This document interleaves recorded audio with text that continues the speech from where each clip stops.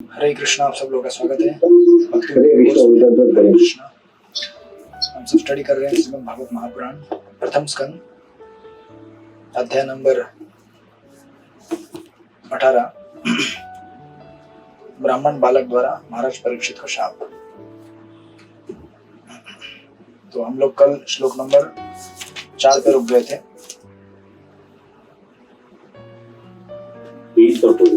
3 पर रुके थे। Okay, sorry. चौथा शुरू करें।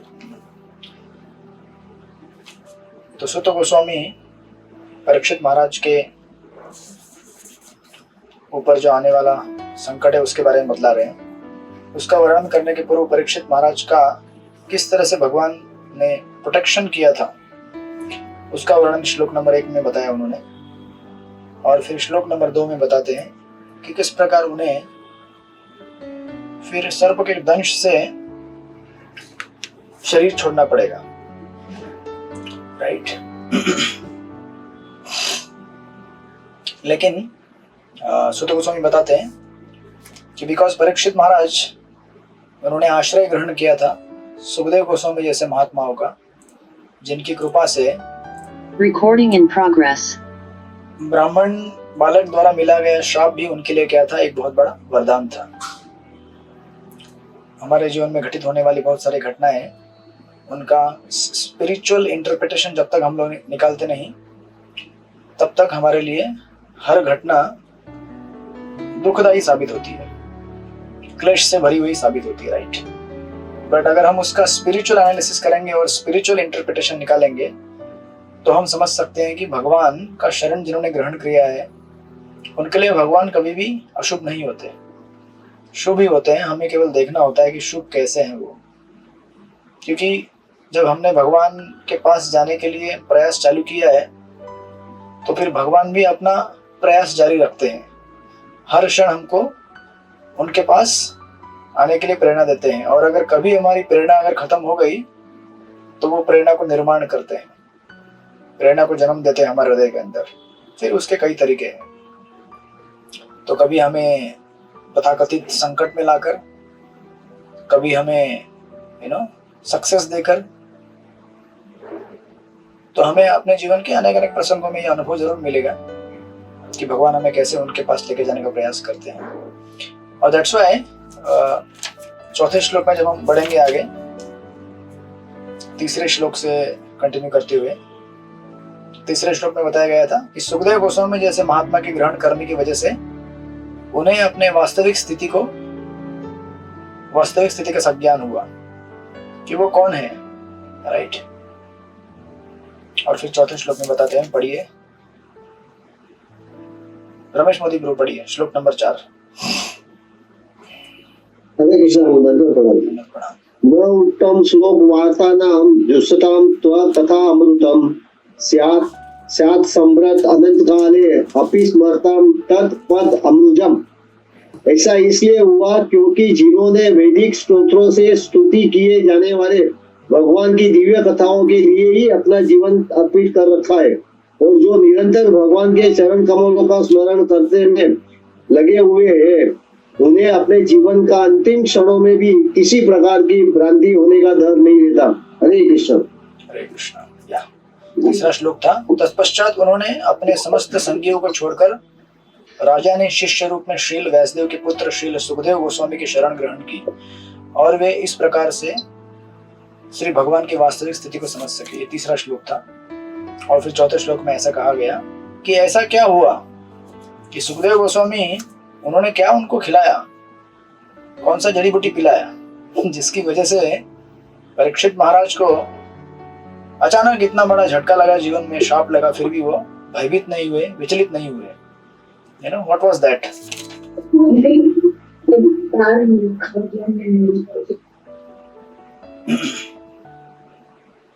Right. तो जनरली क्या होता है कि हम लोग अगर हमारी अकाल मृत्यु हो जाए तो उसे ऑस्पिशियस नहीं माना जाता। कोई अगर बूढ़ा हो गया, अगर शरीर छोड़े तो लोग बोलते ठीक है, समय के साथ अभी बूढ़ा भी हो गया तो फिर शरीर छोड़ दिया तो कोई बड़ी बात नहीं है, ज्यादा दुख नहीं होता है।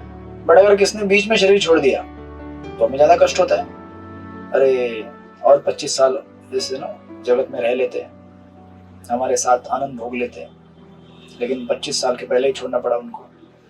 It's not consider generally auspicious to quit the body before time, बराबर। अभी पिछले श्लोक में कहा गया था 3 नंबर में कि परीक्षित महाराज ने अपने आप को एब्जॉर्ब कर लिया, मग्न हो गए भगवत कथा में परीक्षित महाराज की कृपा से, और इसीलिए उन्होंने भौतिक स्थिति को क्या कर दिया, ट्रांसेंड कर लिया, भौतिक स्थिति के परे चले गए वो अपनी चेतना में। इसलिए हमने वो डिस्कस किया था कि there is a relief from problem and there is a relief amidst problem. समस्या से मुक्ति या फिर समस्याओं के बीच में रहते हुए मुक्ति, और ज्यादा करके हमको ये सेकंड ऑप्शन लाइफ में मिलता है। समस्याओं से मुक्ति हमारी नहीं हो सकती क्योंकि ये संसार समस्याओं से भरा हुआ है, लेकिन समस्याओं के बीच में रहते हुए भी उनसे अनअफेक्टेड रहना, इसी को कहते हैं ट्रांसेंड कर जाना, परे चले जाना किसी समस्या के। और ये बाहर के लोग तो उसे समझ भी नहीं सकते कि ये एक्चुअली मामला क्या है, क्या है, क्या ये चीज, परे जाना मतलब क्या है। वही तो है हम, वही दर्द हो रहा है, बीमारी है, वही किसी ने कुछ बोल दिया है, पर उससे परे कैसे चला गया इंसान। तो ये बहुत बड़ा जटिल विज्ञान है जो ऑर्डिनरी पर्सन जो इस जगत में भोग विलास में लिप्त आदमी है, उसको ये समझ में नहीं आएगा। लेकिन भगवान की कृपा से भगवान के भक्त इसे समझ सकते हैं, क्योंकि उन्होंने अपना शेल्टर, अपना सिक्योरिटी इस दुनिया की किसी भी चीज में नहीं रखा है, बल्कि भगवान में रखा है। तो आज हमारा सिक्योरिटी एफडी में है, आज हमारा सिक्योरिटी हमारे बॉडी के ऊपर है, आज हमारा सिक्योरिटी हमारे नौकरी के ऊपर है, या हमारे रिलेशनशिप के ऊपर है। इसलिए थोड़ा भी कुछ हो जाता है हम लोग हिल जाते हैं, बराबर। और वो तो हिलने वाला है, एक दिन डिस्टर्ब होने वाला है, क्योंकि वो टेम्पररी है। आप बिल्कुल डरना मत कोई भी, अभी कुछ नहीं होगा, फिलहाल कुछ भी नहीं होगा किसी को, लेकिन कुछ भी हो सकता है, because this is material world. पदम पदम यद विपदाम न तेषाम, बराबर। अभी जहां पे वार चल रहा है इजराइल में, कितना अनुभव आता होगा लोगों को, पदम पदम, कौन सा रॉकेट कब कहां किसके घर पे गिरेगा, कहां ब्लास्ट होगा, कहां गोलियां चलेंगी, क्या होगा, राइट। ये तो फिजिकल बॉडी के साथ हो रहा है, but within our mind also continuously there is a bombardment. मन के अंदर, मन के ऊपर भी कंटिन्यूअसली आघात होता जा रहा है। जैसे जैसे मन कृष्ण चेतना से दूर चला जाता है, वो एक अटैक है माया का, राइट। जैसे कृष्ण से हमारा मन दूर होगा, वैसे ही मन में क्या होंगे, अनेक अनेक विचार आएंगे जो हमें दुख में डाल देंगे, राइट। तो यहां पे कह रहे हैं ऐसा इसलिए हुआ क्योंकि परीक्षित महाराज ने क्या किया, क्योंकि जिन्होंने वैदिक स्तोत्रों से स्तुति किए जाने वाले श्रीमद् भागवत की दिव्य कथाओं के प्रति अपना जीवन अर्पित कर दिया और भगवान के चरण कमलों को स्मरण करने लगे, तो लाइफ के एंड में कोई उनके लिए भ्रांति नहीं था, राइट। अब लाइफ का एंड मतलब हर किसी के लिए अलग अलग है। परीक्षित महाराज के लिए जल्दी आ गया एंड, और उस जल्दी आने वाले एंड को हम ऑस्पिशियस नहीं मानते, लेकिन भागवत कहता है ऑस्पिशियस है, क्योंकि अंत में क्या किया जाता है वो ज्यादा जरूरी है। इससे बेसिकली मृत्यु के समय हम क्या करते हैं वो ज्यादा इंपॉर्टेंट है, रादर देन मृत्यु कब आती है हमारी, चाहे वो 100 साल के बाद में आए या 100 साल के पहले आए, 5 साल में आए, कभी भी आए, क्या हम सोचते। क्योंकि मृत्यु के समय का जो टाइम है, दैट्स वेरी डिफिकल्ट टाइम, मृत्यु के समय में बहुत बड़ा भ्रांति होता है। भ्रांति यानी कि डिल्यूजन बोलते हैं उसको। मृत्यु के समय में एक कंफ्यूजन हो जाता है लाइफ में, बराबर ना। क्यों होता है कंफ्यूजन मृत्यु के समय में?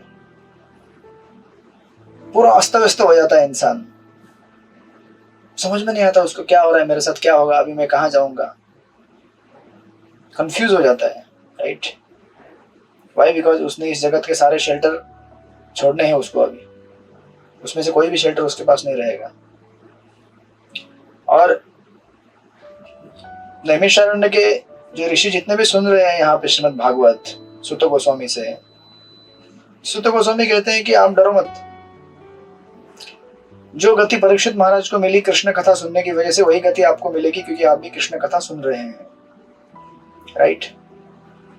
श्रीमद् भागवत सुनने का ये फल है, क्योंकि जो भगवान की कथाओं में भगवान की सेवा में, भगवान के नाम में मग्न नहीं है, हरे कृष्णा कृष्ण कृष्ण हरे हरे, हरे राम राम राम हरे हरे, उनके लिए क्या डर है मृत्यु के समय में? एक तो पहले डर रहता है बहुत, क्या डर है बताइए? मृत्यु के समय में क्या डर है हमें? तो डर नहीं है आप लोग किसी को कोई?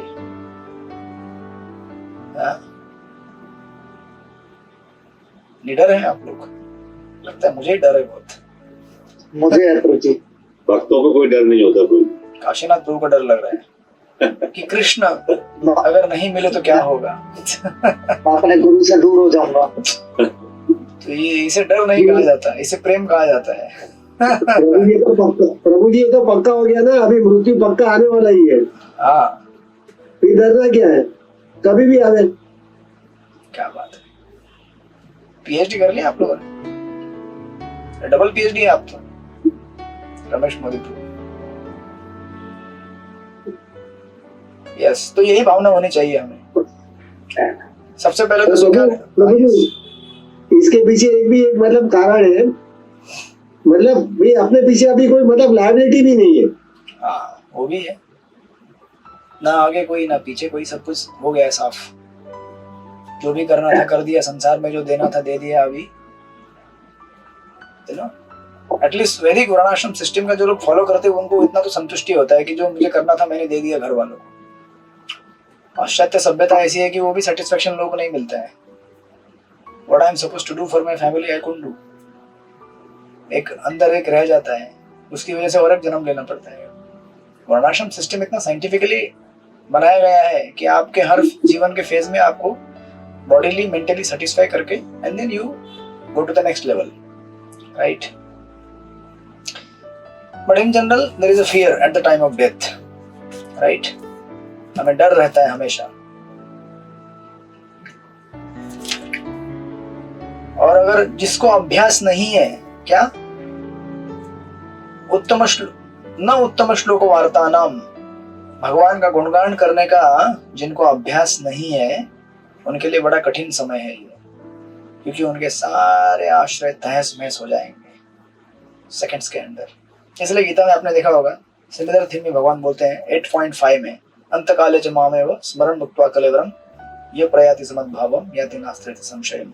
8.5 में बोलते हैं कि जो भी मृत्यु के समय में मुझे स्मरण करेगा वो मेरे धाम को प्राप्त करेगा। फिर भगवान अगेन 8.6 में बोलते हैं यम यम वापि स्मरण भावम तजत्यन्ते कलेवरम तम तम एवेति कौन्तेय सदा तद भाव भाविता। ये जनरल प्रिंसिपल कि जो भी आप स्मरण करेंगे मृत्यु के समय में आप उस गति को प्राप्त करेंगे। चाहे आप कुछ भी विचार करेंगे, अगर घर में आपने बिल्ली पाली और बिल्ली का विचार आ गया तो आप बिल्ली बन जाएंगे। बड़ा खतरा है। चाहे आप कुछ भी हो, डिवोटी हो, नॉन डिवोटी, कोई भी हो। भरत महाराज भाव स्तर पे थे। भाव स्तर मतलब समझते हैं? भाव स्तर मतलब जस्ट मतलब यहाँ पे मैं खड़ा हूं और यहाँ पे कृष्ण खड़े हैं, बस ऐसा थोड़ा सा भाव स्तर। वहां से भी उनको हिरण बनना पड़ा। यानी कि जो भौतिक जगत में जो मैकेनिज्म बना के रखा है भगवान ने, प्रिंसिपल कभी फेल नहीं होगा। चाहे वो भक्त हो या अभक्त हो। भक्त हुआ तो क्या हुआ? क्या हमको बीमारी नहीं होती है? मच्छर काटेगा तो क्या डिवोटी को मलेरिया नहीं होगा? अगर वो मलेरिया वाला बीमारी लेके आया है मच्छर, होगा ना? अगर भक्त है, रात भर नहीं सोएगा तो सुबह जपा में क्या जगेगा क्या वो? ये सोचकर कि अरे मैं तो भक्त हूं, मैं जपा करूंगा अभी, फिर मैं भक्त हूं। आज मैंने छुट्टी किया था 4 दिन का, 5 दिन का, थोड़ा सा एक्सर्शन दूर करने के लिए। तो प्रिंसिपल अप्लाई होता है, इसीलिए यहाँ पे कह रहे हैं, या देन इसीलिए 8.7 गीता में भगवान बोलते हैं तस्मात् सर्वेषु कालेषु माम अनुस्मर युद्ध च। इसीलिए जीवन भर आपको अभ्यास करना पड़ेगा मेरा स्मरण करने का। तस्मात् सर्वेषु कालेषु माम अनुस्मर युद्ध च। इसीलिए आप अपना काम करते रहो युद्ध करने का, एट द सेम टाइम मेरा स्मरण करो। युद्ध करो, मेरा स्मरण करो, यानी कि सिंपल भाषा में हमारे लिए आपके दिन भर के जो भी काम है, घर गृहस्थी के या ऑफिस के या आश्रम के, आप करते रहो, लेकिन मेरा नाम जपा भी करो। हरे कृष्ण कृष्ण कृष्ण हरे हरे, हरे राम राम राम हरे हरे। सेवा करो, नाम जपते रहो। सिर्फ सेवा मत करो, नाम भी जप करो, या सिर्फ नाम जप मत करो और बोलो कि भाई दिन भर चैंटिंग करता हूँ, सेवा नहीं करूंगा। वो गति हमारे लिए अभी नहीं है। You know, it requires a guidance and balance. वो भी स्टेज आएगा जब आप खाली नाम स्मरण करेंगे, लेकिन अभी तुरंत नहीं, प्री मैच्योरली नहीं, धीरे धीरे। हाँ, लेकिन नाम जप के लिए कोई ऑप्शन नहीं है। भले कभी कभी आपके घर गृहस्थी का काम या ऑफिस या आश्रम के काम करने के लिए नौकर चाकर लग जाएंगे, लेकिन आपका जपा कौन करेगा? सारी सेवाओं को रिप्लेसमेंट है, लेकिन एक सेवा को रिप्लेसमेंट नहीं है, और वो है आपका जपा। आप उसके लिए एक नौकर हायर नहीं कर सकते। ये भाई बैठ रहे, मेरे लिए 5,000 पगार, ठीक है, रोज यहाँ बैठ के 2 घंटा मेरे लिए जप करने का। नहीं कर सकते। चाहे कोई भी हो, उसके लिए तो आप ही को बैठ के जपा करना पड़ेगा, राइट? तो ये हैबिट है। अगर ऐसा हैबिट हम अगर लगाते हैं लाइफ टाइम स्मरण करने का भगवान का, देन उस हैबिट के प्रभाव से मृत्यु के अंत में हम भगवान को याद कर पाएंगे। और भगवान को अगर याद करेंगे तो उस समय हमें कोई भ्रांति नहीं होगी, कोई कंफ्यूजन नहीं होगा, कोई बिविल्डरमेंट नहीं आएगा मृत्यु के समय में, जो कि परीक्षित महाराज को प्राप्त हुआ। इसीलिए उनकी जो मृत्यु अकालीन हुई, अशुभ थी लेकिन शुभ में कन्वर्ट हो गई। आखिर जीवन का लक्ष्य क्या है? कृष्ण को प्राप्त करना। तो अगर आपको कृष्ण मिल गए तो संसार में कुछ भी हो जाए आपके साथ कुछ फर्क नहीं पड़ता है, कुछ फर्क नहीं पड़ता है, क्योंकि आपको कृष्ण मिल गए। अभी फिर सारा भौतिक जगत भी आपको बेचना पड़े उसके बदले में तो भी खुशी खुशी बेच जाएंगे आप, क्योंकि अभी हम अपना घर भी नहीं बेचना चाहते, अपना जमा किया हुआ थोड़ा सा पूंजी भी बेचना नहीं चाहते। ये शरीर जो हमने अपने पूर्व कर्मों के हिसाब से प्राप्त किया उसे भी छोड़ना नहीं चाहते। अरे नहीं नहीं नहीं नहीं, नहीं। मेरा ये आइडेंटिटी है, मैं इस जिले से हूँ, इस स्टेट से हूँ, मेरा ये गांव है, मेरा देश है, ये मेरा फैमिली है। नहीं नहीं नहीं नहीं नहीं, नहीं छोड़ना चाहता मैं। उनके साथ बैठ के चैंटिंग करूंगा फिर भी नहीं छोड़ूंगा। शक्ति की भी अनेक अनेक परिभाषाएं होती है, यही ड्यूटी चाहिए मुझे। अगर वो प्रिंसिपल, अगर डिवोटी अच्छा है और उसके वजह से हमारा भक्ति अच्छा हो रहा है तो बात अलग है, लेकिन भौतिक स्तर पे अगर देखें नहीं यही मुझे चाहिए, यही मुझे चाहिए, तो फिर वो हमारी आसक्ति है, राइट? इसीलिए अभ्यास चाहिए, अभ्यास नाम जप करने का और साथ में सेवा करते रहने का। सेवा करते रहो, नाम जप करते रहो, सेवा करते रहो, नाम जप करते रहो। नाम जप अगर छोड़ दिया तो फिर गया काम से। और कुछ लोग बोलते हैं कि अरे सेवा करते करते नाम जप कैसे करेगा? बराबर करोगे, सुबह की 16 माला ठीक से करो, दिन भर कृष्ण भावना में रहोगे और ठीक से 16 माला करोगे, तब अटेंटिवली भागवत थोड़ा बहुत सुनोगे ठीक से 1-8 घंटा, प्रभुपाद द्वारा दिया गया या फिर जो प्रगत भक्त हैं आचार्य द्वारा दिया गया, तो फिर कृष्णा कॉन्शियस बने रहने का दिन भर अच्छा चांस रहता है। लेकिन माला ही नहीं करेंगे टाइम पे, भागवत ही नहीं सुनेंगे, भक्तों के संग में नहीं आएंगे, तो फिर मुश्किल है। दिन भर में तो डिस्ट्रैक्शन 1000 आएंगे आपको, और कोई छोटा सा डिस्ट्रैक्शन उसके अगर आप पास में चले गए और बोला अरे यार थोड़ा सा टीवी देख लेता हूं 1 घंटा, गया फिर दिन आपका पूरा। उस दिन का कृष्ण भावना सैक्रिफाइस कर दिया आपने। तो इसलिए प्रायोरिटी के साथ हमें स्पिरिचुअल लाइफ को प्रैक्टिस करना बहुत जरूरी है, अदरवाइज कोई भी हम हो हमारे लिए मौका नहीं है। एंड देन जब ऐसा हम करेंगे, इसलिए कहते हैं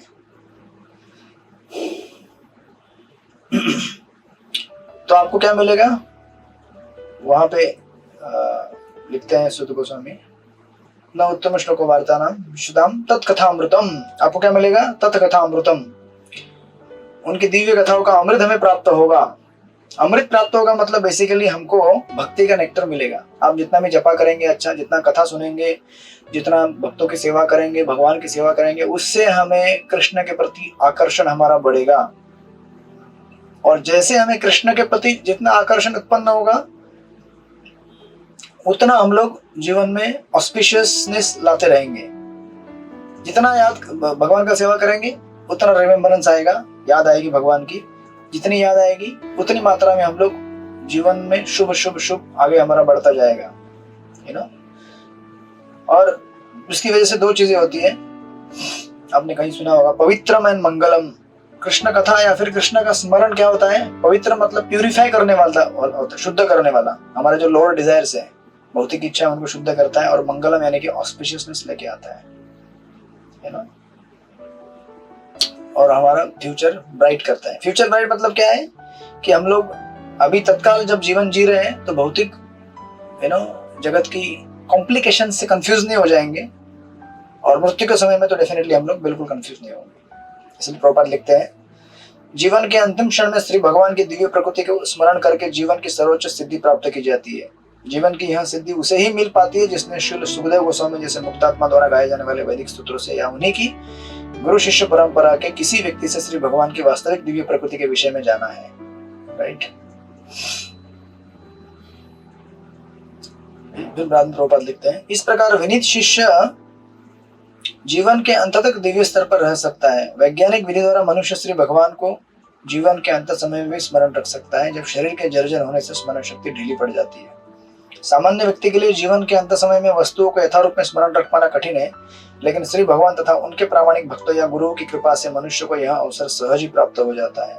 और महाराज परीक्षित के साथ यही हुआ, जिसकी वजह से उनके अर्ली डिपार्चर को फेल्यूर न मानते हुए ऑस्पिशियस माना गया। जनरली किसी को अगर इस प्रकार शाप मिल जाए और बोला दिया जाए तो अब कल तेरा जीवन समाप्त, राइट, ये तो अशुभ है, लेकिन शुभ में कन्वर्ट हो गया। कैसे? क्योंकि उसमें कृष्ण उनको प्राप्त हो गए, राइट।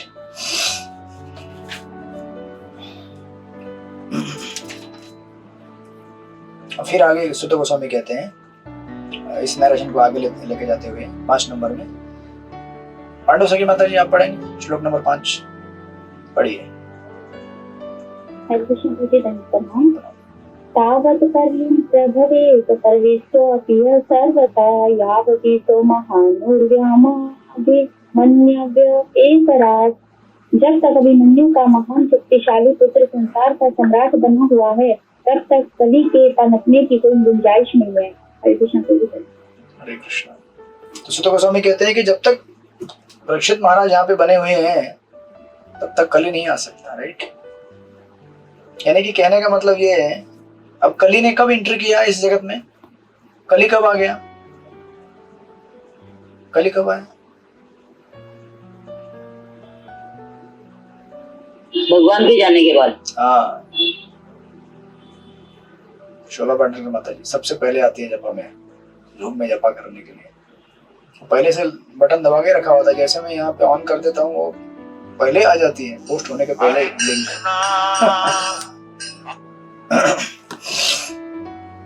तो जब भगवान हमारे जीवन से चले जाते हैं उस समय माया प्रवेश कर लेती है। कृष्ण सूर्य समा माया होए अंधकार, जहां कृष्ण तहां नहीं माया अधिकार। या फिर सीसी में और एक श्लोक है चैतन्य चरित्रामृत में, क्योंकि इस जगत में हमेशा हमेशा मोमेंट बाय मोमेंट, क्षणों क्षण माया हमारे ऊपर अटैक करने के लिए रेडी रहती है। कृष्ण बहिर्मुख जीव भोग वांछा करे, निकटस्थ माया तरे झपटिया धरे। कृष्ण बहिर्मुख मतलब जो कृष्ण की तरफ अपना पीठ दिखा देते हैं, ठीक है ना, और माया की तरफ अपना अटेंशन देते हैं। अब कृष्ण की तरफ पीठ दिखाना मतलब कृष्ण को बोलते हैं अभी आप थोड़ा आराम कर लो, ठीक है। सुबह मैंने बीड़ी बैग उठाया था ना, अब आप बोलेंगे अभी तो आपने बोला था अच्छा माला करोगे तो दोपहर में कोई मौका नहीं है माया को। लेकिन माला कैसे किया था वो भी देखना जरूरी है। अगर अच्छा माला हुआ है तो वही रिदम, वही मोमेंटम दिन भर कंटिन्यू रहता है। अगर अच्छा नहीं किया है तो जैसे माला हो गया किसी तरह हो गया यार, बहुत तकलीफ हो रहा था। अभी क्या करना है? लाओ लाओ जल्दी लाओ, मोबाइल लाओ, जल्दी लाओ, मेरा प्राण निकल रहा है। 2 घंटा विरह सहन नहीं हुआ मुझे। तो कृष्ण क्या है? झपटी है, मतलब झपट्टा मारना। कभी देखा आपने बिल्ली कभी चूहे के ऊपर झपट्टा मारती है, या शेर कभी हिरण के ऊपर झपट्टा मारता है? झपटी है मतलब शिकार करना। माया भी शिकार करती है बद्ध जीवों का। बद्ध जीवों का मतलब बद्ध जीवों तो करती ही रहती है, लेकिन खास करके जो भक्ति में आए हैं और थोड़ा इनअटेंटिव हो जाते हैं, तुरंत उसके ऊपर अटैक करती है ना। तो क्या है, शास्त्र में कहते हैं कि कृष्ण क्या है? कृष्ण मायाधीश है, माया के स्वामी है, और हम लोग क्या है? मायाधीन। हम लोग माया के अधीन है, क्योंकि हम लोग क्या है? अणु है, और कृष्ण विभु है। तो विभु जो है वो कभी माया के अधीन कंट्रोल में नहीं आ सकता, मतलब कृष्ण। और हम लोग, हरे कृष्ण दंडवत प्रणाम, और हम लोग चूंकि मायाधीन है, अणु है, इसीलिए कृष्ण के माया के कंट्रोल में आने का बहुत चांस रहता है हमारा, राइट। लेकिन अगर हमने कृष्ण को पकड़ के रखा तो माया कुछ नहीं कर सकती, है ना। लेकिन हमारा प्रॉब्लम क्या होता है कि हम लोग कृष्ण को पकड़ते नहीं। तो कृष्ण को जैसे हमने छोड़ दिया, अभी कृष्ण को छोड़ दिया मतलब लिटरली ऐसा नहीं कि कृष्ण को जैसे हम अपने चेतना से गायब कर देते हैं, वैसे ही माया चेतना में प्रवेश कर जाती है इमीडिएटली, तुरंत। तो अभी प्रश्न ये रहेगा कि फिर कृष्ण को अपने चेतना में कैसे रखने का हमेशा? वही तो बता रहे हैं यहाँ पे परीक्षित महाराज को, सुत गोस्वामी कह रहे हैं कि जिन्होंने पिछले श्लोक में बताया था 4 नंबर में, जिन्होंने भगवत कथाओं के लिए अपना जीवन समर्पित कर दिया है, भगवत सेवा के लिए, उसके लिए माया कभी अटैक नहीं कर सकती। और जब तक परीक्षित महाराज इस जगत में सम्राट बने हुए, यानी कि परीक्षित महाराज जैसे स्पिरिचुअल मास्टर जब तक यहाँ पे हैं, सुखदेव गोस्वामी जैसे, और जब तक हम उनका आश्रय ग्रहण करेंगे तब तक माया को कोई मौका नहीं है एंट्री करने का हमारे चेतना के अंदर। इसलिए परीक्षित यहाँ पे प्रभुपाद तात्पर्य में लिखते हैं, जैसा कि पूर्व में बताया जा चुका है, कली ने इस पृथ्वी में बहुत पूर्व में प्रवेश ले लिया था और संपूर्ण संसार में अपना प्रभाव फैलाने की ताकत में था, किंतु परीक्षित महाराज की उपस्थिति के कारण ऐसा नहीं कर पाई। यही अच्छे प्रशासन का ढंग है। कली जैसे उपद्रवी तत्व सदा ही अपने निंदनीय कृत्यों को फैलाना चाहेंगे, लेकिन समक्ष राज्य का कर्तव्य है कि सभी प्रकार से इन्हें रोके। सभी प्रकार से इन्हें रोके मतलब क्या? बाय स्प्रेडिंग कृष्णा कॉन्शियसनेस, भगवत भक्ति का प्रचार करके। व्यक्ति इंसान इस दुनिया के अंदर से हम गलत तब तक नहीं हटा सकते जब तक हम लोगों को भगवत परायण नहीं बनाएंगे। ये जितने भी युद्ध होते हैं संसार में, जितने भी लड़ाइयाँ चलती है, झगड़े होते हैं, मारपीट होती है, ये सब के कारण क्या है? भगवत भावना विहीन संसार। इसलिए श्रील प्रभुपाद ने कितना प्रयास किया इस संसार में कृष्ण कॉन्शियसनेस को फैलाने का, क्योंकि यही एक रेमेडी है। भक्ति सिद्धांत सरस्वती ठाकुर जी हमेशा कहा करते थे कि संसार में किसी चीज की कमी नहीं है, आपको जितना चाहिए उतना खाने के लिए है, पानी है, सब कुछ भगवान ने दिया है, लेकिन केवल एक चीज की कमी है और वो है भगवत चेतना। और उस एक चीज की कमी की वजह से there is no one common centre. जब एक कॉमन सेंटर नहीं रहता है तो फिर उस कॉमन सेंटर के मिसिंग होने की वजह से अनेक सेंटर बीच में आने की कोशिश करते हैं, लेकिन सेंटर तो एक ही होता है। सर्कल का सेंटर एक ही रहता है ना, उसके अनेक सेंटर नहीं हो सकती। फिर कंपटीशन लग जाती है, मेरा सेंटर, मैं सेंटर, मैं सेंटर, फिर लड़ाई करते रहो, झगड़े करते रहो, मारामारी करते रहो। घर में एक छोटे घर के यूनिट के अंदर सेंटर की होता है, कौन होता है? आप डिसाइड करते हैं। पति या पत्नी कौन है? सासू माँ या ससुर जी या बच्चे? अब कौन बनेगा सेंटर? अब अगर घर में कृष्ण सेंटर नहीं है तो हर कोई सेंटर बनने का प्रयास करता है। अरे मैं सेंटर हूँ भाई, नहीं मैं सेंटर हूँ, मैं सेंटर हूँ, फिर लड़ते रहो, मारामारी करते रहो। यही प्रिंसिपल पूरे ग्लोबली अप्लाई होता है। यद्यपि परीक्षित महाराज ने कली के लिए कुछ स्थान नियत कर दिए थे, किंतु उसी के साथ साथ उन्होंने प्रजा को कली से प्रभावित होने का कोई अवसर ही नहीं दिया। अगर पूरी दुनिया भर में जगह जगह पे अगर लोग 4 नियम पालन करना चालू करेंगे, 16 माला जप करेंगे, जो भी खाएंगे भगवान को अर्पित करके खाएंगे, तो फिर लड़ाई झगड़े होने के क्या चांसेस है? कोई चांस नहीं है। संसार पूरा इतना दूषित है अहंकार से, तो फिर झगड़े क्यों नहीं होंगे, राइट? इसीलिए घर घर में हर जगह पे क्या होना चाहिए, भगवत कथा फैलानी चाहिए, भगवान नाम फैलाना चाहिए। हरे कृष्णा कृष्ण कृष्ण हरे हरे, हरे राम राम राम हरे हरे।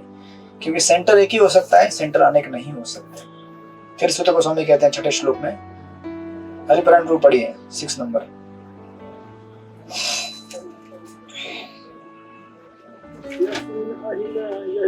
भगवान अनुवर्तन असो अधर्म प्रभाव करी। जिस दिन तथा जिस क्षण भगवान श्री कृष्ण ने इस पृथ्वी को छोड़ा, उसी समय समस्त अधार्मिक कृत्यों को बढ़ावा देने वाला कली इस संसार में आ गया। हरे कृष्ण हरे कृष्ण। राइट, तो उत्तर आगे दिया है उसका। फिर वापस, जिस दिन भगवान कृष्ण ने इस जगत को छोड़ दिया, उस दिन कली क्या हो गया, इस संसार में आ गया। प्रभुपाद लिखते हैं, श्री भगवान तथा उनके नाम यश गुण सभी अभिन्न हैं। श्री भगवान की उपस्थिति के कारण कली पृथ्वी की सीमा में प्रवेश नहीं कर पा रहा था। इसी प्रकार यदि भगवान के पवित्र नाम गुणों आदि के सतत कीर्तन का प्रबंध हो तो कली के प्रवेश के लिए जरा भी अवसर नहीं मिल पाएगा। संसार से कली को भगाने की यही युक्ति है। आधुनिक मानव समाज में भौतिक विज्ञान के कारण बड़े बड़े विकास हुए हैं और मनुष्य ने वायु में ध्वनि का विस्तार करने हेतु रेडियो का आविष्कार कर लिया है। अतएव इंद्रिय भोग के लिए किसी भी भद्दे स्वर को प्रसारित न करके यदि सरकार श्री भगवान के पवित्र नाम यश तथा उनके गुणों की दिव्य वाणी को जिस प्रकार से वे श्रीमद् भगवद गीता या श्रीमद् भागवतम में प्राप्त है प्रसारित करने की व्यवस्था करे तो उचित वातावरण उत्पन्न होगा, संसार में धर्म की पुनः स्थापना होगी और इस प्रकार प्रशासक गण जो संसार से भ्रष्टाचार के उन्मूलन को लेकर इतने उत्सुक हैं सफल होंगे। कभी भी वस्तु बुरी नहीं है यदि उसका उपयोग श्री भगवान की सेवा के लिए किया जाए। राधानंद महाराज के कोटेशन में महाराज कहते हैं, there is pollution outside because there is pollution inside the heart. इस संसार में प्रदूषण इतना दिखता है क्योंकि प्रदूषण पहले हमारे हृदय के अंदर है, वही प्रदूषण बाहर फैलता है। अगर हृदय के पोल्यूशन को हम दूर करेंगे तब जाकर संसार का पोल्यूशन दूर होने वाला है। अभी युद्ध हमारे हृदय के अंदर हो रहा है, तभी तो बाहर का युद्ध खत्म होगा। संसार में युद्ध चलता है, लड़ाई झगड़े होते हैं, मारपीट होती है, गाली गलौज होती है, क्योंकि हम अंदर ही अंदर अपने आपस में लड़ रहे हैं। There is a good dog and bad dog, और हमेशा बैड डॉग की जीत होती रहती है तब तक जब तक हम लोग भागवत के तत्वों का शरण नहीं लेते हैं। इसलिए यहाँ पे ये सुझाव दिया गया है परीक्षित महाराज सूत गोस्वामी द्वारा कि जब तक हम लोग श्रीमद् भागवत का कथा सुनते रहेंगे तब तक कोई मौका नहीं है कली को हमारे पास भटकने का। और जिस समय हमने भागवत सुनना बंद कर दिया उस समय हो गया हमारा काम। एक ऐसा है मालूम है, ये भक्तों के लिए Shrimad Bhagavatam is like oxygen. आप अगर ऑक्सीजन नहीं लेंगे कुछ समय के लिए तो क्या होता है, जरा 2 मिनट सांस रोक लीजिए, देख लीजिए 2 मिनट सांस रोक लीजिए। सचमुच रोक रहे हैं क्या? 2 मिनट सांस रोक लेंगे तो क्या होता है, छटपटाहट होती है ना, ऐसा लगता है मर जाऊंगा, खत्म हो जाऊंगा। ये बॉडी बिना ऑक्सीजन के नहीं जी सकता है। अच्छा, पानी पीना बंद कर लीजिए, 1 घंटा टॉयलेट कर लेंगे, 2 घंटा टॉयलेट करेंगे, 4 घंटा, 5 घंटा, 6 घंटा, उसके बाद धीरे धीरे धीरे हरि बोल। अच्छा, सोना बंद कर दीजिए। एक दिन अगर आप नहीं सोए ना ठीक से, दूसरे दिन ठीक से फंक्शन नहीं कर पाते हम लोग।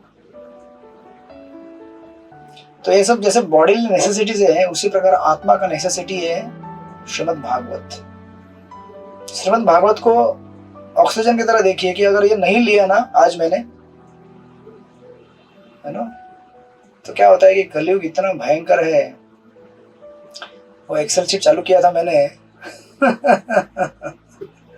उस ग्रुप में 50 लोग थे। मतलब आपको मैं ये नहीं बोल रहा हूँ कि हर कोई वहाँ एंट्री करे तभी मालूम पड़ता है हमें कि कर रहे हैं करके। It's not like that. आप लोग करते होंगे, पढ़ाई करते होंगे, लेकिन जो लोग भी आए थे सामने उत्सुकता से लिखने के लिए वहां पे, कुछ दिनों बाद तो वही लोग हरी बोल हो गए। वो लोग बोले इसकी क्या जरूरत है अभी हमको, तो हम मतलब बोल नहीं रहे थे वो लोग कुछ। तो मैं तो रिमाइंड करके थक गया। मैं बोला यार मुझे अपना रिमाइंड पहले आता है कि यार क्योंकि कलयुग में अच्छे प्रोजेक्ट चलाना बहुत कठिन होता है। अगर हम बोलते हैं कि चलो कल से अंताक्षरी खेलेंगे हम लोग रोज, पूरा भीड़ लग जाएगा वहां पे अंताक्षरी खेलने का। कल से अगर हम बोल देंगे नहीं चलो हम भागवत के श्लोकों को मेमोराइज करेंगे, ठीक है, चलो, बहुत कम संख्या में लोग आएंगे, आएंगे नहीं, क्योंकि कलयुग का प्रभाव ही ऐसा है कि अच्छे गुणों को दूर दूर दूर और बुरे जो गुण है वो सामने आते रहते हैं, है ना। मैंने खुद कितनी बार प्रयास किया है, 32 माला करूंगा, आज करूंगा, रोज करूंगा, आज करूंगा, रोज करूंगा, कभी 4-5 दिन चलता है अच्छा, फिर तुरंत नीचे आ जाता है, फिर लगता है कि यार थोड़ा सेवा ज्यादा करना जरूरी है, चैंटिंग तो होते रहता है, फिर 8 दिन बाद 1 हफ्ते बाद पता चलता है कि अरे यार क्या डायरेक्शन था, किधर चला गया, सेवा तो नहीं हो रहा है लेकिन बैठ के टीवी देख रहा हूँ, या फिर गॉसिपिंग चल रहा है, तो पता चलता है टाइम तो ऐसे ही जाता है। वैसे भी भगवत भक्ति में अगर हम अपना समय नहीं देंगे तो टाइम तो ऐसे ही जाने वाला है, राइट। और तब हमें रियलाइज होता है कि अरे बाप रे, इतने दिन से ऑक्सीजन लिया ही नहीं मैंने, ऑक्सीजन नहीं लिया तो क्या हालत हो गया मेरा, या फिर अच्छा भोजन नहीं लिया तो बॉडी कैसा हमारा हो जाता है, माल न्यूट्रिशन, राइट, कुपोषित हो जाता है। उसी प्रकार भागवत हमारे लिए एक एक ऐसा आहार है जो हमें नियमित रूप से लेना जरूरी है। हरिनाम तो आप समझ लीजिए आपका ऑक्सीजन ही है वो, एक दिन नहीं लिया तो आपका हो जाएगा काम तमाम, है ना। और वो भी ऑक्सीजन कैसे लेना चाहिए, और पाइप लगाया आपने, अगर आधा ही अगर आ रहा होगा 50% तो भी काम नहीं चलता है ना, 95% भी आएगा तो भी काम नहीं चलता है, थोड़ा बॉडी में प्रॉब्लम होना चालू हो जाएगा, इट हैज टू बिकम 100%। तो हरिनाम भी कैसे होना चाहिए, हमारा 100% कान में जाना चाहिए। जो बोल रहे हैं हरे कृष्णा कृष्ण कृष्ण हरे हरे, हरे राम राम राम हरे हरे, बोल रहे हैं कान में जाना चाहिए, लेकिन हमारा क्या होता है 5% कान में जाता है, 95% बाहर चला जाता है हवा में उड़ के। नहीं प्रभु जी, विश्व पवित्र हो रहा है ना, हम विश्व को पवित्र कर रहे हैं, ईथर में घूम रहा है ना महामंत्र, तो आपको पवित्र होंगे। नहीं प्रभु जी होंगे, धीरे धीरे हो रहे हैं हम भी। तो अगर आप इसको ऐसे देखेंगे कि ये यार मेरा रोज का खाना पीना है ये मेरा, क्योंकि हम लोग जब भक्त बनने का प्रयास कर रहे हैं तो हमारा आध्यात्मिक जीवन इन्हीं चीजों के ऊपर चलता है, यही हमारा खाना पीना है। श्रीमद् भागवतम, हरिनाम, भक्तों की सेवा, भगवान की सेवा, श्रृंगार करना भगवान का, डीटी दर्शन करना, लेकिन प्रमुखता से भगवान का श्रवण और कीर्तन करना, चैंटिंग करना, भागवत सुनना और सेवा करना। ये अगर हम नहीं लेंगे डेली बेसिस पे तो माल न्यूट्रिशन हो जाएगा, हमारा कुपोषण हो जाएगा, और ध्यान नहीं देंगे तो एक दिन पता चलेगा कि बहुत बड़ा बीमारी ने अटैक कर दिया, वो आगे अगले श्लोक में आने वाला है वो, राइट। इसीलिए यहाँ पे कह रहे हैं, कहाँ चला गया 6वां श्लोक, इसलिए प्रभुपाद कहता है कि हमें उसे बहुत ही तत्परता से लेना चाहिए, राइट। कोई भी चीज बुरी नहीं है अगर हम उसे भगवान की सेवा में लगाएं तो, राइट। ना अभी एक बहुत ही सुंदर श्लोक यहाँ पे सूत गोस्वामी कहते हैं, जो कि आपने कई बार पढ़ा होगा, सुना होगा, कि अगर कलयुग ऐसा युग है जो बहुत दोषों से भरा हुआ है, लेकिन फिर भी परीक्षित महाराज ने उनको ऐसा क्यों स्थान दिया। तो इसके कई उत्तर होते हैं, लेकिन उसका एक उत्तर यहाँ पे है, पढ़िए, विमल मधुमत पढ़िए, श्लोक नंबर 7। हरे कृष्ण। नानुद्वेष्टि बलिं सम्राट सारम एव सारभुक कुशलानि आशु सिद्धयन्ति नाइत्राणि कृतानि यत्। महाराज परीक्षित मधुमक्खियों की तरह यथार्थवादी थे, जो केवल पुण्य सार को ग्रहण करती हैं, जो केवल पुष्प के सार को ग्रहण करती हैं। वे अच्छी प्रकार जानते थे कि इस कलयुग में कल्याणकारी वस्तुएं तुरंत ही अपना शुभ प्रभाव डालती हैं, जबकि अशुभ कर्मों को वास्तविक रूप में संपन्न करना पड़ता है जिससे प्रभाव जमा सके। अतः उन्होंने कभी भी कली से ईर्ष्या नहीं की। हरे कृष्ण प्रभु। तो परीक्षित, ये देखिए 2 कारण, ये पहले भी कहा गया था कि परीक्षित महाराज ने कली को क्यों नहीं मारा, उसके 2 कारण हैं। एक तो कली ने परीक्षित महाराज को शरण आ गया तो मारेंगे नहीं राजा। दूसरा कारण ये है कि परीक्षित महाराज क्या थे, एक सारग्राही व्यक्ति थे, वो जानते थे कि कलयुग का गुण क्या है। कलयुग का गुण क्या है? कलयुग का गुण ये है, ट्रांसलेशन में लिखा हुआ है कि कलयुग में कल्याणकारी वस्तुएं तुरंत ही अपना शुभ प्रभाव डालती है। यानी कि अगर कोई चीज आपने अगर अपने मन के अंदर भी अगर विचार किया कि मुझे कल से 32 माला करना है, तो ऐसा बोल बोल के मैं जस्टिफाई नहीं कर सकता कि फिर माला कल से मुझे 16 माला करना है, अच्छा करना है मुझे, कल मैं 4 घंटा भागवत पढ़ूंगा। उस दिन मैं प्रभुपाद का टेप सुन रहा था महाराज का। महाराज बोल रहे थे कि प्रभुपाद का रोज बुक पढ़ना चाहिए। और प्रभुपाद एक जगह पे कह रहे थे लेक्चर में, जो वृंदावन में कहीं, तो अपने डिसाइपल्स को किसी ने प्रश्न पूछा कि ऑस्टेरिटी क्या होता है, तपस्या क्या होती है, तो प्रभुपाद ने कहा to read my books daily 6 hours is तपस्या। रोज मेरी किताबों को 6 घंटा पढ़ो। 1 घंटा पढ़ते ही हमारा अरे बोल हो जाता है। तो सचमुच 6 घंटा पढ़ना तपस्या है कलयुग के जीव के लिए। बेचारा 6 घंटा इतना कैसे अटेंशन इन्होंने लाएगा वहां पे। बट दैट्स द तपस्या। ऐसी तपस्या हमें करनी चाहिए, राइट। और इसीलिए वो एक्सेल शीट बनाया गया था कि आप क्या पढ़ते हैं, क्या लिखते हैं, डॉक्यूमेंट कीजिए। नहीं तो पता भी नहीं चलेगा आपको 1 साल 6 साल बाद कि क्या पढ़ रहा था मैं, क्या सुन रहा था, क्योंकि रिकॉर्ड ही नहीं रखता था कभी। इस kind of reminder, everyday reminder, मैंने कितना पढ़ा, मैंने कितना सुना, जपा कैसे हुआ मेरा, रिमाइंडर ही नहीं रहेगा तो फिर क्या आपको याद रहेगा क्या किया है, क्या नहीं किया है, क्या करना चाहिए, नहीं करना चाहिए, यू नो। बट कलयुग का प्रभाव ऐसा है कि अच्छी चीजें दूर दूर चली जाती हैं, यू नो। उसको अगर हमने एम्फसाइज नहीं किया तो बार बार बार बार। अब इसीलिए यहाँ पे कह रहे हैं कि अगर बुरी चीज होती है ना, तो उसको आप मन में भी अगर विचार करें तो उसका कुछ प्रभाव नहीं आता है, यू नो। और ट्रांसलेशन अगर देखेंगे तो कल्याणकारी वस्तुएं तुरंत ही अपना शुभ प्रभाव डालती हैं अगर केवल अपने मन में विचार कर लिया तो। चलो 1 लाख गाय मुझे दान देना है,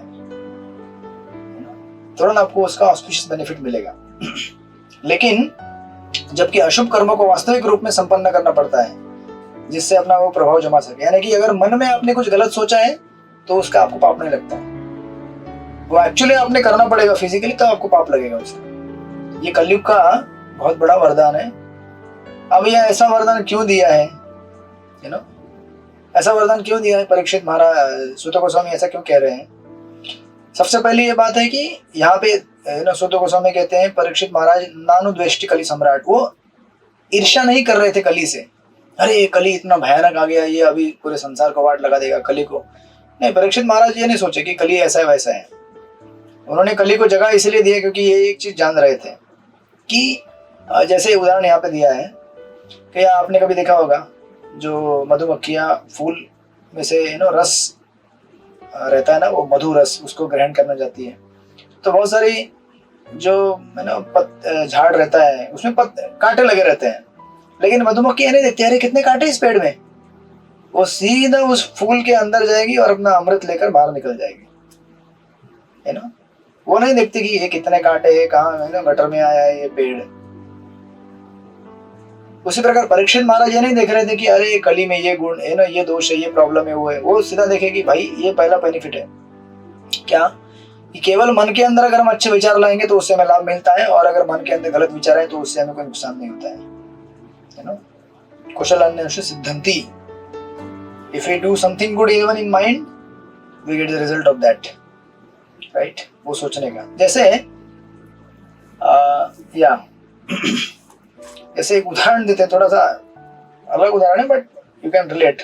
चैतन्य प्रभु एक सुंदर उदाहरण देते हैं, कहते हैं कि भाई ऐसा इसलिए कहा गया है क्योंकि कलयुग में हमारे मन के ऊपर बहुत ही कम कंट्रोल है, राइट। मन में कितने विचार क्रॉस करेंगे दिन भर में गलत, हमको ही अंदाज नहीं है। तो अगर समझो अगर हर विचार के लिए आपको पनिशमेंट दिया जाए तो फिर मुझे लगता है कि कम पड़ जाएगा क्या, नरक में जो जगह बनाया है पनिशमेंट देने के लिए। बोलेंगे एक ही आदमी के लिए काफी है पूरा नरक, इतने अनलिमिटेड पापपूर्ण विचार हमारे मन में क्रॉस कर जाते दिन भर में, क्षणों क्षण। तो एक उदाहरण देते चैतन्य प्रभु, कहते हैं कि जैसे स्ट्रे डॉग है और समझो एक घर में किसी ने कुत्ता पाला है, आप मत पालिएगा, उदाहरण दे रहे हैं खाली। घर में किसी ने अगर कुत्ता पाला हुआ है और समझो या वो अगर कुत्ता अगर सड़क पे चले जाए और उसने कहीं टट्टी कर दिया, आजकल सड़क पे करवाते लोग लेके जाकर लेकिन अगर उसने टट्टी कर दिया तो आप जिम्मेदार है कि नहीं उसके लिए? आपको उसका फाइन पड़ता है। किसी के घर में है क्या अभी भी? नहीं है, रहेगा तो दे दीजिएगा। बहुत सारे प्राणियों की चिंता और केयर करने वाले बहुत सारे ऑर्गेनाइजेशन और लोग हैं, वो बहुत अच्छा केयर लेते हैं, वो अच्छा लेंगे। लेकिन अगर समझो रास्ते में कोई अगर कुत्ता है जो घूमने वाला आवारा, वो कहीं भी टट्टी कर दे, पेशाब कर दे, उसको कोई कुछ बोल सकता है? नहीं बोल सकता, क्योंकि बेचारे का अनलिमिटेड क्षेत्र है। उसका कार्य क्षेत्र क्या है? अनलिमिटेड है। और आपके घर में जो कुत्ता आपने पाल के रखा है, बेचारे का कार्य क्षेत्र केवल आपके 4 दीवारी, आपके 1 BHK 2 BHK फ्लैट के अंदर ही है। वो उससे बाहर अगर कहीं जाएगा तो उसको फाइन बैठेगा। तो कलयुग में हमारा मन कैसा है?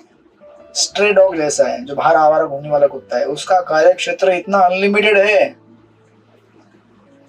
कि अभी उसको क्या क्या पनिशमेंट देते रहोगे, कहाँ कहाँ जाएगा, क्या क्या करेगा, आप कंट्रोल नहीं कर सकते उसको। इसीलिए ये छूट दी गई है कि भाई तुम कहीं भी जाओ, जो करो मन के अंदर अगर करोगे ना तो माफी है, लेकिन अगर प्रत्यक्ष किया तो आपको सजा मिलेगी। राइट? इसीलिए हमने पहले ही पढ़ा था, मंद सुमंद मतियो मंद भाग्य ही उपद्रता। उपद्रता यानी कि वो यार हाईली डिस्टर्ब्ड कलयुग में जो जीव है। राइट? लेकिन ये बताने के बाद ऐसा इसका अर्थ बिल्कुल ये नहीं होता कि फिर हम बोलेंगे चलो भाई मन में अलग विचार आते हैं तो क्या हुआ, आने दो। नहीं, हमें फिर एंटरटेन नहीं करना है उनको, क्योंकि eventually bad thoughts they lead to bad action, accumulate हो के।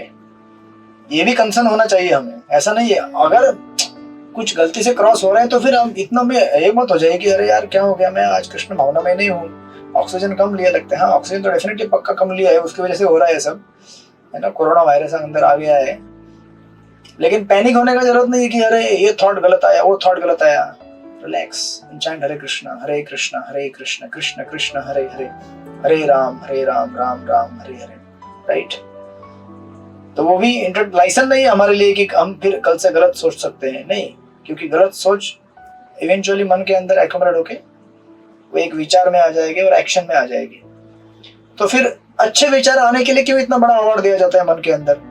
अच्छे विचार मन के अंदर आएंगे तो अवार्ड इतना इसके लिए दिया जाता है क्योंकि आपने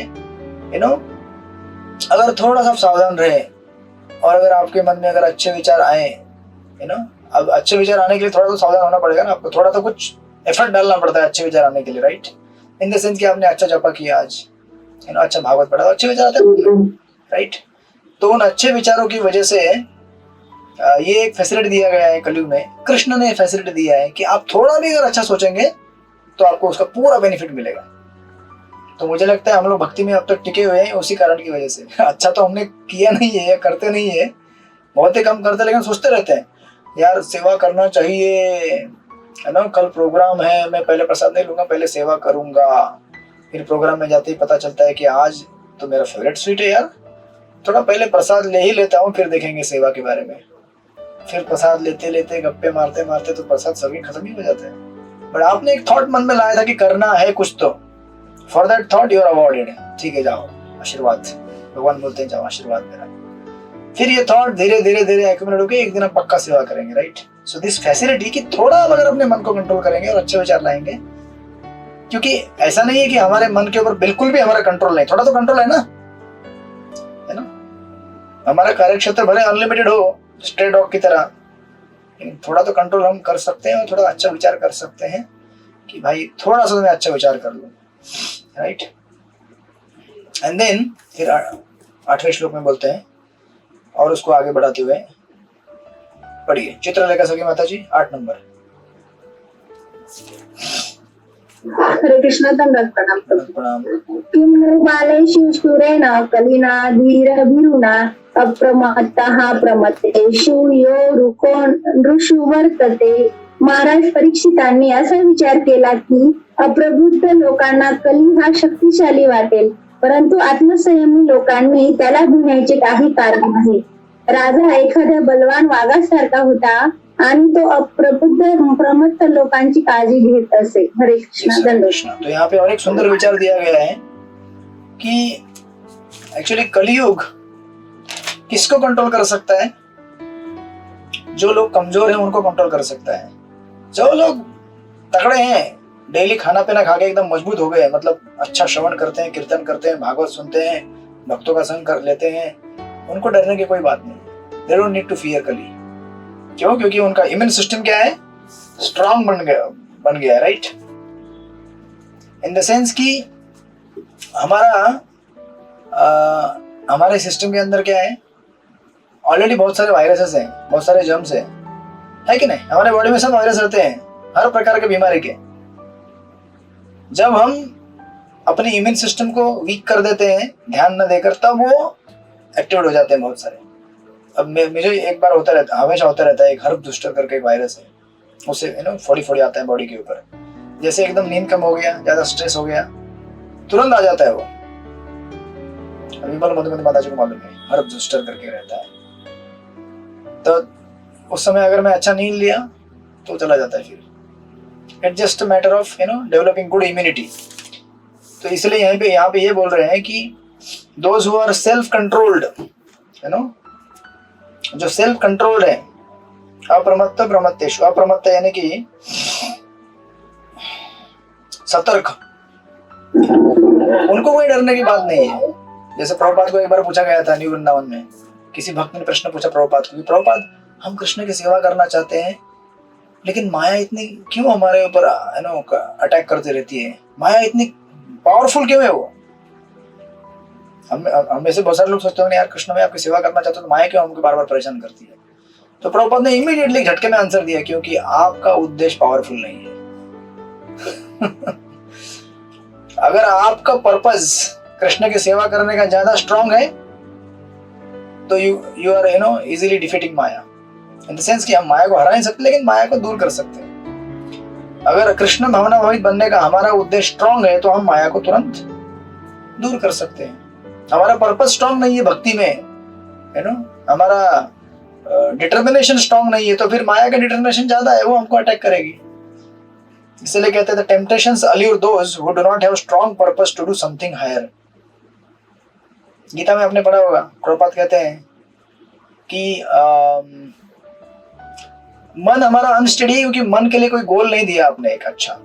अगर दिन भर में आपका गोल है, अरे अच्छा पढ़ाई करना है भागवत, अरे अच्छा कीर्तन सुनना है, अच्छा जपा करना है, तो आप कंटिन्यू उसमें लगे रहेंगे अपना सेवा करते हुए, जॉब करते हुए। तो मन के पास कोई मौका नहीं है। हम भी अपने जीवन में देखते हैं कि देखिए आप कभी अगर कुछ अच्छा, अभी समझो भाई आपकी अगर एग्जाम है, आपको पढ़ाई करनी है, तो भले कितना भी बड़ा नोटिफिकेशन आए यूट्यूब में, फेसबुक में, व्हाट्सएप में, आप बोलते हैं बाद में देखूंगा, आप पढ़ाई करते रहते हैं ना, क्योंकि आपका उस समय पर्पस एकदम क्लियर है कि अभी ये टाइम है मेरा पढ़ाई के लिए।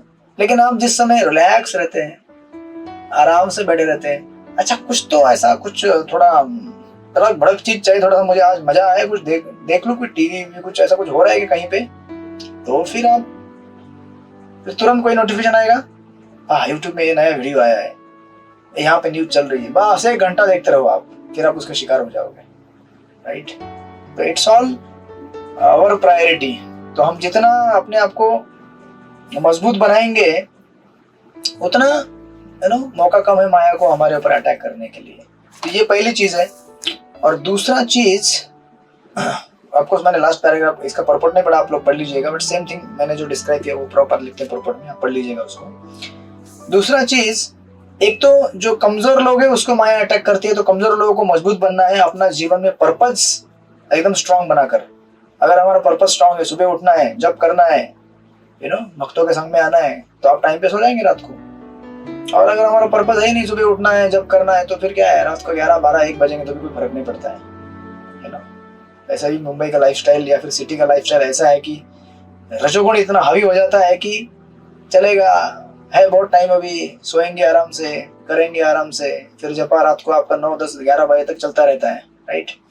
तो ये पहला चीज है। और दूसरा चीज, परीक्षित महाराज यहाँ पे सुत गोस्वामी बोल रहे हैं कि एक तो कमजोर लोगों को कली शिकार बनाता है अपना, या फिर अगर हम भले कमजोर हो लेकिन हमने अगर कह रहे राजा बाघ के समान शक्तिमान थे और अल्पज्ञ चिंता रहित मनुष्यों की देखभाल करते थे, यानी कि भले हम कमजोर हो लेकिन अगर हमने सुखदेव गोस्वामी या फिर परीक्षित महाराज जैसे महात्माओं का अगर शरण ग्रहण किया तभी हम माया से बच सकते हैं। ये दूसरा ऑप्शन है हमारे लिए, राइट? या तो खुद बनो मजबूत, अगर खुद मजबूत नहीं बन सकते हो तो कम से कम ऐसे लोगों का आश्रय ग्रहण करो जो आपको मजबूत बनाएंगे, आपको प्रोटेक्शन देंगे, राइट। इसलिए प्रभुपाद लिखते हैं जो श्री भगवान के भक्त नहीं होते वे चिंता रहित तथा मंदबुद्धि होते हैं। जब तक कोई पूर्ण रूप से बुद्धिमान न हो वो भगवत भक्त नहीं हो सकता। जो भगवत भक्त नहीं है वे कली के कार्यों के शिकार बन जाते हैं। जब तक हम महाराज परीक्षित द्वारा अपने गई कार्य पद्धति को स्वीकार करने हेतु तैयार नहीं हो पाते तब तक समाज में श्रेष्ठतर परिस्थिति ला पाना संभव नहीं है, राइट। और यह कार्य पद्धति है श्री भगवान की भक्ति में सेवा का प्रचार करना, right. And that's why this is the solution. अगर हम वीक है तो क्या हुआ, हम ऐसे लोगों का एसोसिएशन लेना चाहिए हमें जो स्ट्रांग है, राइट। तो हम लोग जीवन में कैजुअली रहते हैं ना, इसलिए हमारे जीवन में कैजुअलिटी होता है। परीक्षित महाराज ऐसे हैं जो कैजुअलिटी होने नहीं देते, रोकते हैं वो कि नहीं तुम बैठो यहाँ पे सुनो कृष्ण कथा, तुम हॉस्पिटल में भर्ती हो जाओ। उन्होंने बहुत सारे हॉस्पिटल बना के रखे प्रभुपाद ने, है ना। हर शहर हर गली में हॉस्पिटल हॉस्पिटल, और आजकल तो झूम पे हॉस्पिटल चलते हैं। तो कोई मतलब कमी नहीं है अस्पताल की, लेकिन हम में से बहुत सारे लोग अस्पताल में भर्ती होना ही नहीं चाहते। That's the problem. इसीलिए हमें बार बार भागवत सुनना चाहिए, ये समझना चाहिए कि मुझे अस्पताल की जरूरत है भाई, मैं बीमार हूँ, मुझे ऐसे एक्सपर्ट डॉक्टर लोगों की आवश्यकता है जो मेरी बीमारी को दूर करे, मुझे ऑक्सीजन दे, मुझे खाना पीना खिलाए, यू नो। अबे आजकल स्थिति ऐसा है कि लोग खाना भी नहीं चाहते तो उनको जबरदस्ती, मतलब ऐसा नहीं कि जबरदस्ती, बट कली काल में ऐसा है कि लोग यू नो उसको पता भी है कि ये मेरी बीमारी की दवा है, ये मुझे लेना चाहिए, और दवा ऐसे भी नहीं कि कड़वी हुई मीठी है दवा, लेकिन लोग लेना नहीं चाहते तो उसको डॉक्टर को ले खा ले, थोड़ा सा, थोड़ा खा ले, और थोड़ा खा ले, और थोड़ा खा ले, नर्स पानी लेके आओ, हाँ ठीक है, थोड़ा जूस लेके आओ। इसको क्या कर रहा है? आपको इतना प्रेम से प्रसाद खिलाते हैं, फिर बोलते हैं एक राउंड करोगे, हाँ चलो एक राउंड करेंगे। कितना फैसिलिटी, कितना मेहनत, कितना क्या क्या बना के दिया हुआ है। हमें सिर्फ क्या करना होता है, संघ में प्रवेश करना होता है और बस उस संघ में बने रहना होता है, दैट्स इट। आपको और कुछ नहीं करना है नया। एसोसिएशन में आइए, एसोसिएशन आपको सब कुछ दे देगा, राइट। इसलिए बोल रहे हैं कि अगर आप मजबूत नहीं है तो हम मजबूत कर देंगे आपको, संघ में आइए। देन सिर्फ इसका अनुवाद पढ़िए 9 और 10 का, फिर हम इसको यहीं पे कंक्लूड कर देंगे। 10 तक इसका सेक्शन ये होता है। शशि किशोर माता जी आप पढ़ेंगे 9 नंबर का श्लोक। हरे कृष्णा, गणों को ना पढ़िए। हे मुनियो, जैसा आपने मुझसे पूछा था, अब मैंने पवित्र राजा परीक्षित के इतिहास से संबंधित भगवान कृष्ण की कथाओं की लगभग सभी बातें सुनाई है। श्लोक नंबर 10।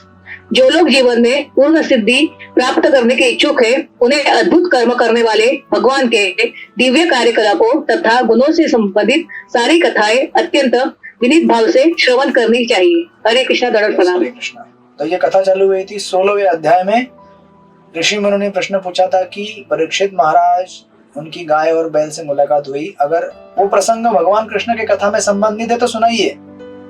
फिर वो प्रसंग वहां से सुनाना चालू किया था सुत गोस्वामी ने, और यहाँ पे आके कंक्लूड कर दिया कि इस प्रकार परीक्षित महाराज गाय और बैल से मिले, उनसे वार्तालाप किया, बाद में कली से मिले और कली को दंड दिया और कली को पुरस्कार भी दिया, और कलयुग के क्या लक्षण है, कलयुग में क्या लाभ है, क्या नुकसान है, सब कुछ बता दिया, राइट। और फिर यहाँ पे कंक्लूड करते हैं 10वें श्लोक में कि जो मनुष्य इस प्रकार जीवन में सिद्धि प्राप्त करना चाहता है, उन्हें श्री भगवान के गुणों को तथा कथाओं को अत्यंत विनीत भाव से सुनना चाहिए। अत्यंत विनीत भाव से इन द सेंस कि हमें गर्व नहीं करना चाहिए कि मैं तो भागवत का विद्यार्थी हूँ यार, भक्ति वैभव पढ़ रहा हूँ मैं, कोई है हमारे सत्संग कांग्रेगेशन में भक्ति वैभव पढ़ रहा हूँ मैं। कुछ भी हो सकता है गर्व में, 54 के ऊपर भी, 58 के ऊपर भी। बल्कि भागवत सब तो सुबह जो भागवत की कक्षा होती है वो भी तो भक्ति वैभव है, और क्या है, राइट। बड़े विनीत भाव से हमें सुनना चाहिए, ये समझते हुए कि संसार में भगवान के अलावा हमारा कोई आश्रय नहीं है। प्रभुपाद लिखते हैं, भगवान श्री कृष्ण के दिव्य कार्यकलापों, गुणों तथा नामों का नियम पूर्वक श्रवण करने से मनुष्य शाश्वत जीवन की ओर अग्रसर होता है। नियम पूर्वक श्रवण करने का अर्थ होता है उन्हें धीरे धीरे सही और वास्तविक रूप में जानना, और उन्हें इस प्रकार जानने का अर्थ शाश्वत जीवन प्राप्त करना, जिसका उल्लेख श्रीमद् भगवत गीता में हुआ है। भगवान श्री कृष्ण के ऐसे दिव्य यशस्वी कार्यकलाप जन्म, मृत्यु, जरा तथा व्याधि, उन्हें जिन्हें बद्ध जीव भौतिक पुरस्कार समझता है, उनका उपचार करने हेतु संस्तुत औषधि है। इस प्रकार जीवन की सिद्धि अवस्था की परिणति मानव जीवन का लक्ष्य है और दिव्य आनंद की उपलब्धि। तो आप लोग रोज ऑक्सीजन लेते रहिएगा, ब्रेकफास्ट करते रहिएगा, लंच भी लेते रहिएगा, ठीक है ना। ब्रेकफास्ट सुबह चालू होता है 4 से लेकर 8 के बीच में, अगर वो मिस हो गया तो लंच ले लेने का 10-12 बजे अगर वो मिस हो गया फिर वापस 4 बजे स्नैक्स ले सकते हैं, वो भी मिस हो गया रात में भरपेट डिनर लीजिए, है ना। चूंकि मत कथा सुनने के लिए, नित्य नियम से भागवत की कथा सुनिए, नित्य नियम से हरिनाम लीजिए, क्योंकि वही हमारा आहार है आत्मा का। वो आहार अगर चुक गया तो आपका इम्यूनिटी डाउन हो जाएगा और फिर वायरस का अटैक, तो हमें वो होने नहीं देना है, राइट। तो मिलते हैं कल सुबह जपा के सेशन में, और फिर बाद में दिन भर कथा तो सुनते रहेंगे हम लोग। हरे कृष्ण। श्रील प्रभुपाद की जय। श्रीमद् भागवत महापुराण की जय। पतरुवश्य कृपा सिंधुवेव च पतितानां वैष्णवेभ्यो अनंत कोटि वैष्णव वृंद की जय। श्रील प्रभुपाद की जय। तो अगले हफ्ते मेरे, तब तक आपके प्रश्न को बीच में दूंगा मैं, फिर आगे बढ़ेंगे। हरे कृष्ण। हरे कृष्ण। हरे कृष्ण। प्रणाम। हरे कृष्ण।